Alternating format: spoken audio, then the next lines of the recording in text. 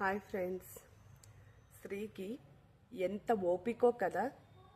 కాలికి మెట్టే, తాలి బొట్టు, నుదుటున బొట్టు, ఈ మూడింటి కోసం మూడు ముళ్ళ బంధాన్ని వేసుకుని కన్నవారిని కాదనుకుని పరిచయం లేని వ్యక్తితో ప్రయాణాన్ని మొదలు పెడుతుంది.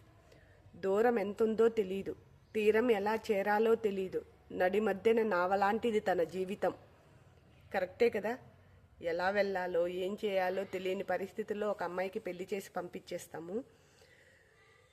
ఇప్పుడన్నా ఒక పరిస్థితులు ఒక రకంగా ఉన్నాయి, కానీ ఇది వరకైతే మరీ దారుణంగా ఉండేది కదా. అమ్మాయి ఎవరో అబ్బాయి ఎవరో తెలిసేది కాదు, అయినా పెళ్లి చేసి పంపించేసేవాళ్ళు. అక్కడున్న వాళ్ళతో అడ్జస్ట్ అవ్వాలంటే చాలా కష్టపడేవాళ్ళు అప్పట్లో.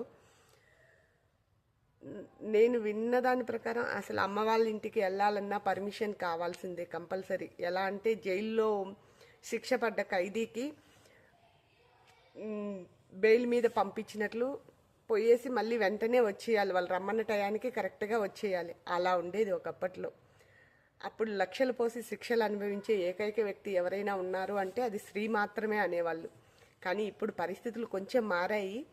మేబీ 1-2 చోట్ల అలా ఉండొచ్చేమో, కానీ మిగిలిన ప్రదేశాల్లో అలా లేదు.